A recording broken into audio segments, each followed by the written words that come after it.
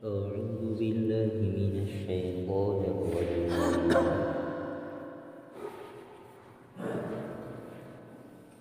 میں اللہ کی پناہ میں آتا ہوں شیطان مردود کے شر سے۔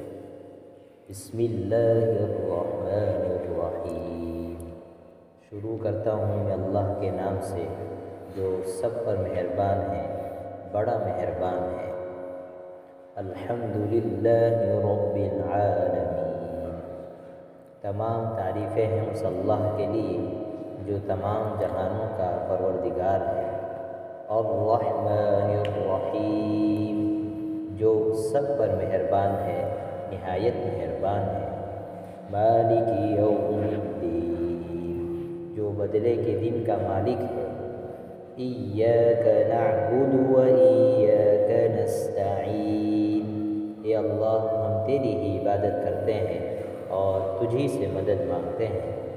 اہدنا الصراط المستقیم، صراط الذین انعمت علیہم غیر المغضوب علیہم ولا الضالین۔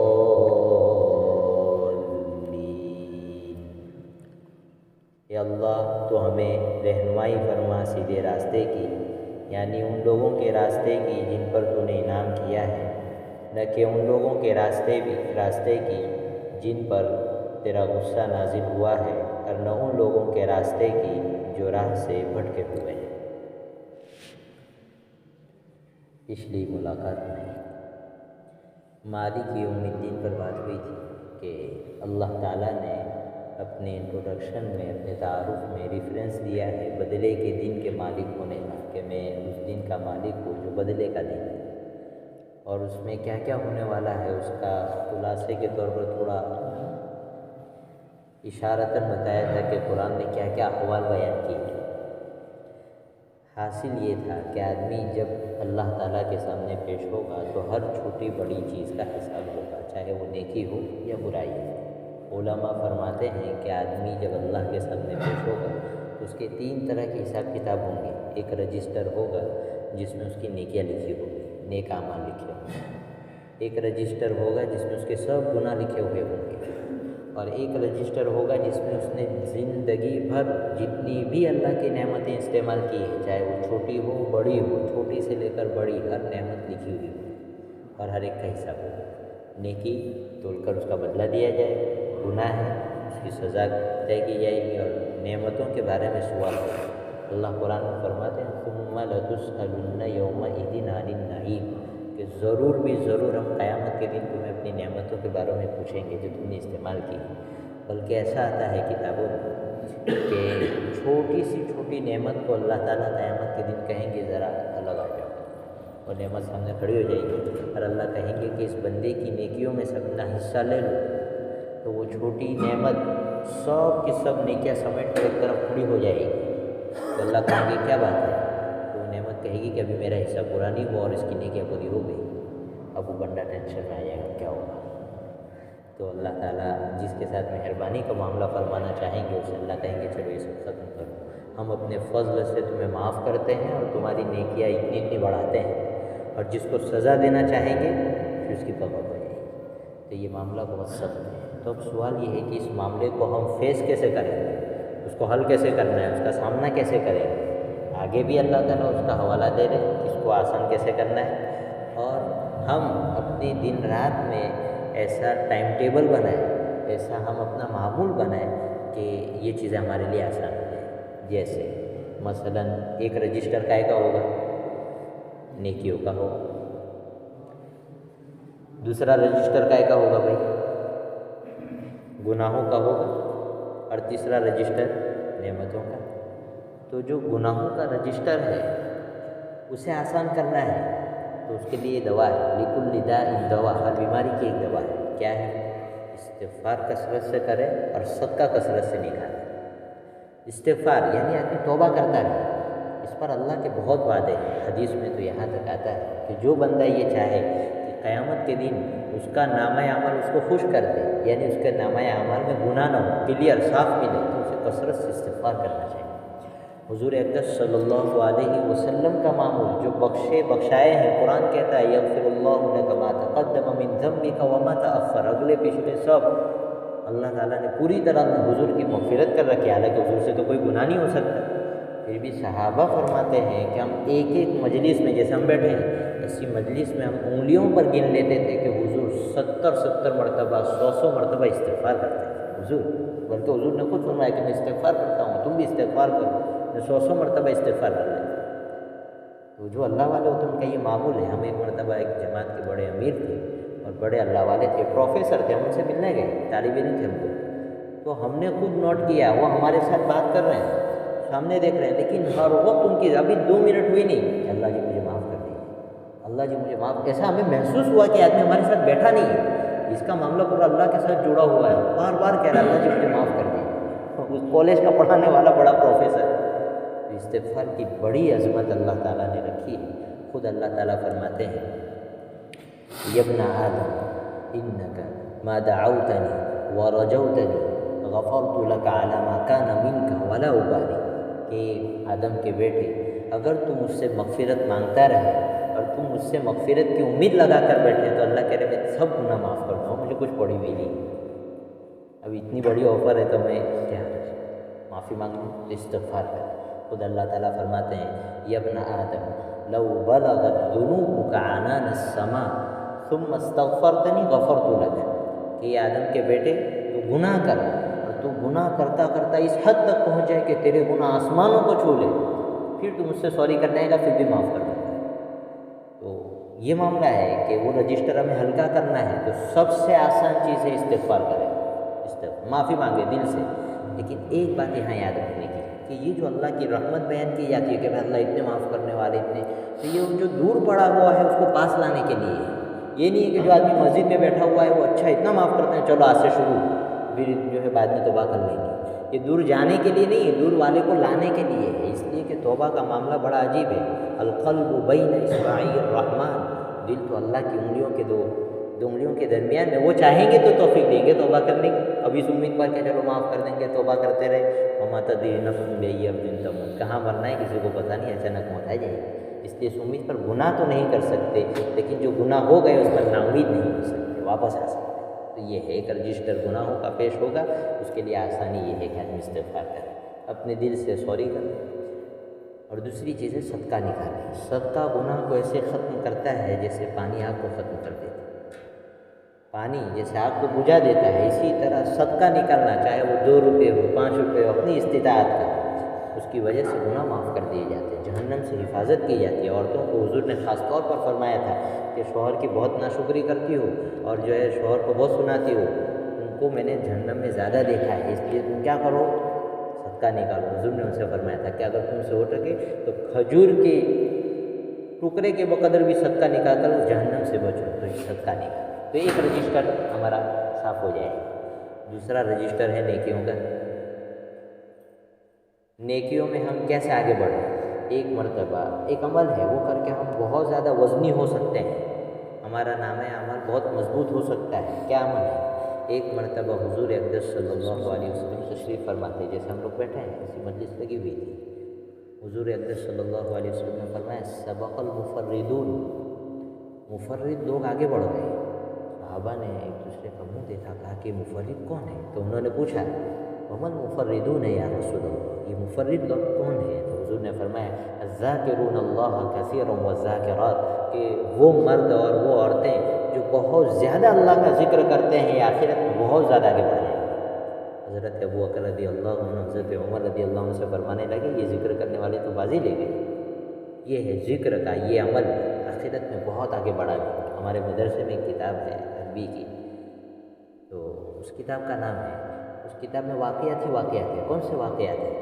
کسی بزرگ کا انتقال ہوا، کسی رشتہ دار کا انتقال ہوا، اور کسی دوست نے یا رشتہ دار نے ان کو خواب میں دیکھا تو ان سے سوال کیا کہ آپ کے ساتھ کیا معاملہ پیش ہوا آخرت میں۔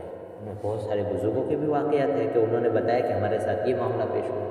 ایک بزرگ کو ایک آدمی نے خواب میں دیکھا، کہا کہ کیا معاملہ پیش آیا؟ تو کہا ہم دنیا میں جس چیز کو بہت چھوٹا سمجھتے تھے آج پہاڑوں سے بڑھ کر اس کا ثواب دیا جا رہا ہے، اور ہمیں اس کا احساس ہے کہ کاش ہم یہ کر لیتے۔ انہوں نے کہا کیا بات ہے؟ وہی جو ہم سبحان اللہ، الحمدللہ، سبحان اللہ و بحمدہ جو 1 سیکنڈ میں ادا ہو جاتے تھے، اللہ کے یہاں آ کر دیکھا کہ اس کی قیمت کیا ہے۔ تو یہ کہ جو دوسرا رجسٹر ہمارا ہے وہ نیکیوں کا ہے، اور اس کو ہم وزنی کر سکتے ہیں نیکیوں اپنی ذکر کے ذریعے۔ بلکہ یہ آتا ہے کہ جس آدمی کو ذکر کی توفیق ہو تو ایسا سمجھو کہ اللہ نے اس کے ساتھ بھلائی کا ارادہ کر رکھا ہے۔ یہ ہر وقت آدمی کے پاس تسبیح ہو، ذکر کرتا پھر اس میں بھی زیادہ کس کا ذکر کرنا چاہیے؟ حضور اقدس صلی اللہ علیہ وسلم فرماتے ہیں کلمتان حبیبتان للرحمن خفیفتان علی اللسان ثقیلتان فی المیزان سبحان اللہ و بحمدہ سبحان اللہ العظیم۔ حضور فرماتے ہیں 2 کلمے، 2 کلمے لیکن اللہ کو بہت پیارے ہیں اور زبان پر ادا کرنے کے لیے بالکل آسان ہے، سبحان اللہ و بحمدہ سبحان اللہ العظیم۔ اور حضور فرماتے ہیں کہ جب یہ میزان میں تولے جائیں گے تو بہت زیادہ وزنی ہوں گے۔ یہ 2 کلمے ہیں، سبحان اللہ و بحمدہ سبحان اللہ العظیم۔ ہم میں سے کوئی آدمی ہے جو اس کو نہ پڑھ پائے؟ ہر آدمی پڑھ سکتا ہے، لہذا ہم دن رات میں معمول بنائیں کہ صبح ایک تسبیح پڑھ لیں گے، شام کو ایک تسبیح پڑھ لیں گے۔ آدمی دکان پر بیٹھا ہے، دھندے پر بیٹھا ہے، رکشہ چلا رہا ہے، کہیں بھی ہر وقت ذکر کر سکتا ہے۔ اور یاد رکھیں اللہ تعالیٰ نے قرآن کریم میں اور احادیث میں کوئی بھی عبادت ہے جس کو ان کا بہت کرو بہت کرو بہت کرو، لیکن ذکر کے بارے میں اللہ تعالیٰ نے بار بار کہا اس کو خوب کرو، اذکروا اللہ ذکرا کثیرا، اللہ بار بار کہہ رہے ہیں کہ ہمارا ذکر بکثرت کرو۔ تاکہ جنگ کا ماحول ہے، لڑائی ہو رہی ہے آمنے سامنے، تب بھی اللہ قرآن میں آیت اتار رہے ہیں جنگ کے موقع پر کہ ذکر کرو، اس سے تم جیت جاؤ۔ اس کے بڑے عجیب و غریب اثرات اور برکت ہے، اور اس لیے آدمی کو ذکر کرنا چاہیے۔ کون کرے گا بھائی ایسا؟ تو یہ مالک یوم الدین کو فیس کرنا ہے نا، اس خطرے والے دن کو، تو اس دن کو فیس کرنے میں یہ چیز ہماری بہت زیادہ مدد کر سکتی ہے۔ اور یہ ایک ایسی عبادت ہے کہ اللہ نے کوئی شرط نہیں لگائی، وضو بھی شرط نہیں، قبلے کی طرف بھی شرط نہیں، کسی ہر حالت میں تم ہمارا نام لے سکتے ہو، نام لو۔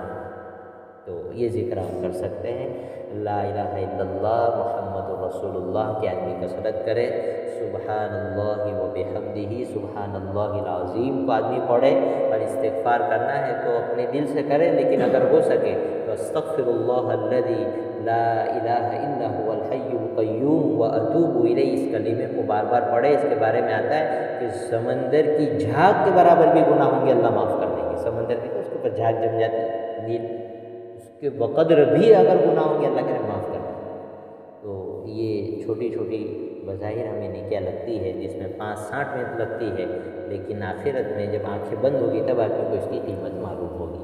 تو یہ مالک یوم الدین کے بارے میں خلاصے کے طور پر بتایا، اس کی اتنی ہولناکی بتائی تھی، تو اس سے بچنے کا یہ عمل بھی ہے۔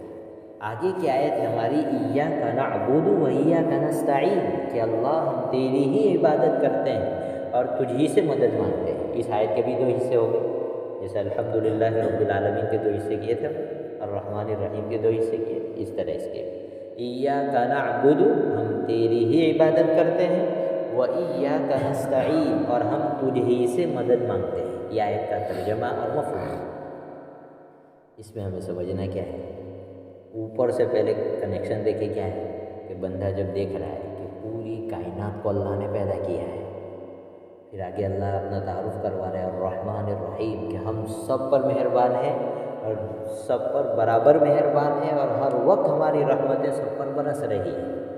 اچھا یہ پوری کائنات ہے، پھر اللہ نے ساتھ میں کہہ بھی دیا کہ یہ ختم بھی ہو جائے گی، مالک یوم الدین، اور پورا سمیٹ کر ہمارے پاس آئے گا اور ہر چیز کا حساب دینا ہے۔ تو بندہ جو ہے عقل مند آدمی کا فیصلہ قرآن سنا رہا ہے، ایاک نعبد و ایاک نستعین، کہ جب یہ چند دن کی زندگی ہے لوٹ کر انہی کے پاس جانا ہے تو سہارا بھی انہی کا لینا چاہیے۔ جس کے پالے میں بھائی حکومت جانے والی ہے اس کے ساتھ دینے میں خیریت ہے، تو یہ عقل مند آدمی کا فیصلہ ہے کہ سب صفات دیکھنے کے بعد آدمی کا دل یہ فیصلہ کرتا ہے کہ اللہ کی ذات کے سوا کوئی عبادت کے لائق نہیں ہے۔ ایاک نعبد، ہم تیری ہی عبادت کرتے ہیں۔ عبادت کس کو کہتے ہیں؟ عبادت کہتے ہیں ماننے کو۔ کس کو کہتے ہیں؟ ماننا، اس کو عبادت کہتے ہیں۔ اپنی مرضی میں آئی نیکی کر لی، اپنی مرضی میں آئی نیکی نہیں کی، یہ عبادت نہیں ہے، اس کو یاد رکھیں۔ عبادت نام ہے ماننے کا۔ ایک آدمی ہے نیکی کا جوش چڑھا، زوال کے وقت آ کر نماز پڑھ رہا ہے، کو ثواب نہیں ملے گا، حالانکہ بظاہر نیکی ہے لیکن ثواب نہیں ملے گا. کیوں؟ ابھی منع ہے، ابھی آپ ہماری بات مانو. شریعت کہتی ہے ابھی نہیں پڑھ سکتے، نہیں پڑھ سکتے، بس ختم ہو گئی. ایک آدمی کو جوش چڑھا، عصر کے بعد نفل نماز پڑھ رہا ہے، نہیں چلے گا. کیوں؟ قرآن منع کرتا ہے، احادیث منع کرتی ہے، لہذا یہ عبادت یہ نہیں. عبادت کیا ہے؟ جو اللہ اور اس کا رسول کہہ رہا ہے بس مان لو، ختم ہو گئی. سمجھ میں آتی ہے یا نہیں آتی ہے، ختم کرو. آمنا وصدقنا، یہ صحابہ کا اصول تھا. باتیں سمجھ میں آئی یا نہ، بس اللہ کے اور اللہ کے رسول صلی اللہ علیہ وسلم کے احکام جہاں آئیں گے ہم مان لیں گے، اس لیے کہ ہم نے یہ مانا ہے کہ وہ ہمارے خیرخواہ ہے. ہم نے یہ مانا ہے کہ ان سے بڑھ کر ہماری کوئی خیرخواہی اور بھلائی نہیں کر سکتا، لہذا اس میں کوئی نہ کوئی حکمت پوشیدہ ہو. جیسے معراج کے واقعے میں آتا ہے، حضرت ابوبکر صدیق رضی اللہ عنہ کو یہ پتہ نہیں تھا کہ کیا واقعہ ہوا ہے. مکہ کے جو مشرکین تھے وہ حضرت ابوبکر رضی اللہ عنہ کے پاس گئے اور کہنے لگے کہ ایک بات بتاؤ، اگر کوئی آدمی آپ سے یہ کہے کہ میں راتوں رات یہاں سے بیت المقدس گیا، پھر وہاں سے یہاں گیا، پھر گھوم پھر کر میں صبح میں آ بھی گیا، تو یہ بات سچی ہو سکتی ہے؟ تو حضرت ابوبکر رضی اللہ عنہ نے فرمایا بالکل غلط ہے، نہیں ہو سکتا. تو کہا کہ تم جس کے بہت گن گاتے ہو نا وہ کہہ رہی ہے. اچھا، اگر اللہ کے رسول کہتے ہیں تو یہ سچ ہے، اس میں ذرہ برابر شک و شبہ نہیں ہو سکتا. تو دیکھیے اس کو کہتے ہیں سمجھ میں آئے کہ نہ آئے، آمنا وصدقنا. پھر مشرکین نے امتحان لیا اللہ کے نبی صلی اللہ علیہ وسلم کا، پورے اترے. انہوں نے کہا بتاؤ گیٹ کہاں پر ہے، کتنی کھڑکیاں ہے، کیسا ہے، سب کچھ اللہ کے نبی صلی اللہ علیہ وسلم نے بتا دیا. تو ان کو ماننا پڑا کہ یہ واقعہ ہوا ہے. لیکن دیکھو حضرت ابوبکر رضی اللہ عنہ نے پہلے عام آدمی کے بارے میں منع کر دیا، لیکن حضور کی بات ہے تو فوراً کہا نہیں، یہ اب جھوٹ نہیں ہو سکتا. جب اللہ کے نبی صلی اللہ علیہ وسلم نے فرمایا. صلح حدیبیہ کا موقع دیکھو، صحابہ لڑ سکتے تھے، جذبات تھے، سب کچھ تھا، لیکن حضور فرما رہے ہیں کہ ابھی صلح ہوگی. اور مشرکین کے تیور ایسے تھے کہ صحابہ سے برداشت نہیں ہو پا رہے تھے. وہ پورے طاقت میں صحابہ ہے، مقابلہ کر سکتے ہیں، لیکن وہ کہہ رہے ہیں نہیں آپ کا نام بھی مٹاؤ، ہم آپ کو نبی نہیں مانتے، یہ اللہ کیا ہے اس کو بھی مٹاؤ. سب چیزیں مٹوا رہے ہیں اور حضور کہہ رہے ہیں کہ مٹا دو. صحابہ کہہ رہے ہیں ہم کیسے یہ سودا کریں، لیکن حضور نے فرمایا صحابہ خاموش ہے، ٹھیک ہے ہمیں منظور ہے. لیکن اللہ تعالیٰ نے دیکھا کہ دیکھو ان کو سمجھ میں نہیں آنا کہ ہمارے احکام، ہمارا پلان کیا ہے، سب کیا ہے، لیکن بس ہمارے نبی نے کہا، انہوں نے مان لیا. تو اللہ اسی سفر میں جو ہے خوشخبری سنا رہے، انا فتحنا لک فتحا مبینا، کہ لوگ کھلی ہوئی فتح اور کامیابی ہم تم کو دے رہے. اور بعد کے لوگوں نے دیکھا کہ وہی واقعہ پورے مکہ میں اور پورے عرب میں اسلام کے پھیلنے کا ذریعہ بنا. تو یہ چیزیں عبادت نام ہے اطاعت کا. مانو اللہ کی، اللہ کے رسول کی من مانی والی زندگی نہیں چلے گی. جیسے ہمارے جماعت کے ساتھ کہتے ہیں رب چاہے گزارو، من مانی زندگی کو چھوڑو. دیکھیے شیطان کی کون عبادت کرتے ہیں؟ ہم کرتے ہیں شیطان کی عبادت. دوسری مذہب والے جو ہے وہ بھی شیطان سے چڑھتے ہیں، لیکن قیامت کے دن اللہ کہتے ہیں وَيَوْمَ نَحْشُرُهُمْ جَمِيعًا ثُمَّ يَقُولُ لِلْمَلَائِكَةِ أَهَؤُلَاءِ إِيَّاكُمْ كَانُوا يَعْبُدُونَ. ہم فرشتوں سے کہیں گے کہ یہ تمہاری عبادت کرتے تھے؟ تو فرشتے کہیں گے نہیں اللہ، ایسا کوئی معاملہ نہیں، یہ تو شیطان کی عبادت کرتے تھے، حالانکہ شیطان کی تو عبادت کوئی نہیں کرتا. تو علماء نے یہی جواب دیا ہے کہ چونکہ شیطان وسوسے ڈالتا ہے اور آدمی اس کی مان لیتا ہے، تو یہی تو اصل عبادت ہے. شیطان وسوسے ڈالتا ہے اور آدمی اس کی بات مان لیتا ہے، تو یہی تو عبادت ہے. اس لیے کہتے ہیں عبادت نام ہے اطاعت کا، سمجھ میں آئے یا نہ آئے، اللہ اور اس کے رسول کا حکم ہے. ایسا لگتا ہے کہ یار یہ مسئلہ تو یوں بتا رہے ہیں بزنس میرا ٹھپ ہو جائے گا، یہ مسئلہ تو یوں بتا رہے ہیں مجھے یہ لون نہیں لینی چاہیے، لیکن یہ تو میرے سامنے آگے کوئی رستہ نہیں ہے. ایک مرتبہ ہمت کر کے دیکھیں، تھوڑے دن آزمایا جاتا ہے، پھر اس کے لیے راستے کھول دیے جاتے ہیں. اللہ کا یہ وعدہ ہے وَمَن يَتَّقِ اللَّهَ يَجْعَلْ لَهُ مَخْرَجًا وَيَرْزُقْهُ مِنْ حَيْثُ لَا يَحْتَسِبُ. کہ آج کل کی بزنس کی جو سسٹم ہے یہ آدمی سوچتا ہے کہ علماء بتاتے ہیں، اللہ اور اس کا رسول بتاتے ہیں، اس طریقے پر اگر آج تجارت کروں گا تو آج تو میری تجارت چل ہی نہیں سکتی. آپ آگے بڑھیے، آزمائش آئے گی، تھوڑے دن حالات بھی آئیں گے. ایک بہت اللہ والے ہیں وہ کہتے ہیں اب تو اللہ تعالیٰ 1 سال سے زیادہ کسی کو نہیں آزماتا. پہلے تو بہت آزمائشیں ہوتی تھی، اب تو 1 سال سے زیادہ کسی کو ٹھوک بجایا نہیں جاتا، 1 سال میں نکال دیا جاتا ہے معاملہ. تو تھوڑی ہمت کیجیے. اللہ کہتے ہیں جو ہمت کرے گا آگے سہارا ہم دیں گے، اور وہاں سے اس کو روزی پہنچائیں گے کہ اس کا دماغ بھی وہاں تک نہیں جا سکتا، وہاں سے ہم راستہ نکال کے بتائیں گے. اور اللہ نے بتایا ہے اسے واقعہ کوئی موقع نہیں. تو یہ ہے عبادت نام ہے اطاعت کا. مانو سمجھ میں آئے نہ آئے، حوصلہ کر کے مانو. ایسا لگے کہ سب راستے بند ہیں پھر بھی مانو، پھر آگے کے راستے اللہ کہتے ہیں ہم کھولیں گے۔ ہم نے خود ایسے واقعات دیکھے۔ ایک نوجوان تھا، ہمارے پڑھنے کے زمانے کی بات ہے، تاجر تھا، پتہ نہیں اسے کیا دھن چڑھی، اس نے تجارت چھوڑ دی اور آیا حضرت خان پوری صاحب کے پاس، آیا پورا چمڑ گیا، بالکل نوجوان۔ کہا کیا معاملہ ہے؟ بچے کی طرح رو رہا تھا، کہہ رہا تھا مجھے اللہ چاہیے۔ تو کہا کہ مل جائے گا، کیا ارادہ ہے؟ کہا پڑھنا ہے۔ کہا پڑھو، کوئی بات نہیں۔ اس نوجوان نے پڑھنا شروع کیا، پھر اسے پتہ لگا کہ میرے والد کا فلاں بزنس ہے، اس میں سودی رقم آتی ہے، اس نے اپنے گھر کے کپڑے تک نکال دیا، مالدار گھر کا بچہ، خوب اپنا بزنس الگ تھا، چھوڑ کر آیا، باپ کا بزنس چل رہا تھا۔ پھر چاچا مدد بھیج رہے تھے، پتہ لگا کہ بھائی چاچا ہے، اس کے پیسے میں بھی سودی رقم آتی ہے، وہ بھی بند کر دیا، حتیٰ کہ اس کے چچا نے جو چشمہ دلایا تھا، اس چشمے کے بغیر وہ طالب علم گھومتا تھا۔ ہم نے اپنی نظروں سے دیکھا ہے۔ پھر ہم دوسری جگہ سفر کر کے گئے، وہاں بھی اس کے یہ حالات تھے، 1-1.5 سال تک اس کے یہ حالات رہے۔ اس کے بعد ہم نے لوگوں کو دیکھا کہ آگے پیچھے گھومتے تھے کہ لو بھائی ہمارا فون استعمال کرو، لو بھائی ہمارے کپڑے استعمال کرو۔ لیکن اس طالب علم کو ہم نے اپنی آنکھوں اپنے کانوں سے سنا ہے، مالدار گھر کا طالب علم، لیکن اس نے فیصلہ کیا تھا کہ حرام چیز میں نہیں استعمال کروں۔ مدرسے میں زکوٰۃ کی رقم بھی آتی ہے، اس نے کہا میں مدرسے کا کھانا بھی نہیں کھاؤں گا۔ جب ہم دیوبند میں پڑھتے تھے، اتنے مالدار گھر کے طالب علم کو میں نے اپنی آنکھوں سے دیکھا ہے کہ وہ جو طبیلے کے مالک ہوتے تھے، ان کے پاس جا کر یہ کہتا تھا کہ آپ مجھے 2 وقت کی روٹی دے دیں، میں جو ہے آپ کے گھر کا یہ طبیلے کا یہ پاخانہ صاف کر دوں۔ اتنا حوصلہ اس نوجوان میں ہم نے دیکھا۔ اس کے بعد اللہ نے اس کو جو عزت دی، نہ پوچھنے بات۔ تو یہ بات ہوتی ہے کہ آدمی کو تھوڑی ہمت کرنی پڑتی ہے، پھر حالات جو ہے اللہ تعالیٰ کھلتے ہیں۔ تو یہ ہے، سب راستے بند ہے، سب کچھ ہے، لیکن آدمی یہ کہتا ہے کہ مجھے اطاعت کرنی ہے، یعنی ماننی ہے۔ تجارت ہے، میں دھوکہ نہیں دوں گا، چاہے مجھے نفع کم ملے گا، لیکن میں جھوٹ بول کر کوئی چیز نہیں بیچوں گا، میں جھوٹ بول کر اپنا کوئی بھی کام نہیں چلاؤں گا، اس لیے کہ میرا اللہ کے رسول کا معاملہ خراب ہو جائے گا۔ بس تھوڑے دن کے حالات ہیں، پھر معاملہ درست ہو جاتا ہے۔ برکت بھی کوئی چیز رکھی ہے اللہ نے، سکون اور عافیت بھی کوئی چیز رکھی ہے۔ جب بندہ اس کے فیصلے کرتا ہے، اطاعت جس کو کہہ رہا ہوں، مان کر چلے، چاہے سمجھ میں نہیں آ رہی ہے، راستے بند ہے، لیکن کھلیں گے۔ تو یہ ہے ایاک نعبد، یا اللہ ہم تیری ہی عبادت کرتے ہیں، یعنی تیری ہی اطاعت کرتے ہیں، ہر معاملے میں آپ کی مانیں گے، چاہے سمجھ میں آئے کہ نہ آئے۔ اب یہاں پر بہت سے وہ حضرات ہیں جن کے بارے میں شریعت نے کہہ رکھا ہے ان کی بات مانو، جیسے استاد ہیں، والدین ہیں، گھر کا بڑا ہے، سماج کا بڑا ہے، ایسے لوگوں کے آدمی کو اطاعت کرنی چاہیے، لیکن اس میں بھی اصول اور ضابطہ ہے۔ ضابطہ کیا ہے؟ لا طاعۃ لمخلوق فی معصیۃ الخالق، انما الطاعۃ فی المعروف۔ یہ شریعت کا قاعدہ ہے کہ یہ جو والدین وغیرہ کی اطاعت کا بھی قرآن نے حکم دیا ہے، تو وہ صرف اس میں ہے کہ وہ جہاں تک اللہ اور اس کے رسول کی نافرمانی کا حکم نہیں دیتے، وہاں تک ان کی بات مانو، اور جہاں یہ بارڈر آ جائے کہ وہ اللہ اور اس کے رسول کے حکم کے خلاف تمہیں جو ہے حکم دے رہے ہیں، آپ ان کی بات نہیں مان سکتے۔ ایک صحابی تھے حضرت سعد بن وقاص رضی اللہ عنہ، وہ ایمان لے آئے۔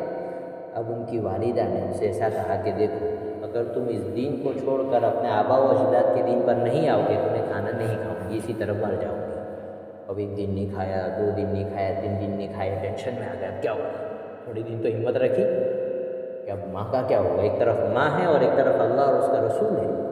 یہ اللہ کے حبیب صلی اللہ علیہ وسلم کی خدمت میں گئے اور عرض کیا کہ اللہ کے حبیب معاملہ ایسا ہے، میری ماں کھانا نہیں کھاتی ہے اور مجھے یہ کہہ رہی ہے کہ تم پھر سے جو ہے بت پرستی کرنے لگ جاؤ۔ حضور اقدس صلی اللہ علیہ وسلم خاموش تھے کہ وحی نازل ہوئی، اور قرآن میں اللہ تعالیٰ نے صاف کہہ دیا وَإِن جَاهَدَاكَ عَلَىٰ أَن تُشْرِكَ بِي مَا لَيْسَ لَكَ بِهِ عِلْمٌ فَلَا تُطِعْهُمَا وَصَاحِبْهُمَا فِي الدُّنْيَا مَعْرُوفًا، کہ اگر والدین بھی تمہیں اللہ کی ذات کے ساتھ شرک کرنے پر اور گناہ کی کسی چیز پر ابھارے تو تم ان کی اطاعت مت کرو، مت مانو، ان کی بات نہیں کر سکتے۔ ہاں اتنا ضرور ہے کہ تمہیں اس کی وجہ سے جو ہے غیرت نہ آئے کہ اچھا ہمارے اللہ اور اس کے رسول کے بارے میں ہمیں غلط حکم دیتے ہیں تو کہیں برائی نہ کرنے لگو۔ تو ساتھ میں قرآن جو ہے بیلنس بنا کر کہہ رہا ہے کہ صرف بات مت ماننا لیکن برا سلوک بھی مت کرنا۔ وصاحبہما فی الدنیا معروفا، ان کے ساتھ سلوک تو اچھا ہی رکھنا اپنا، چاہے وہ کافر ہو۔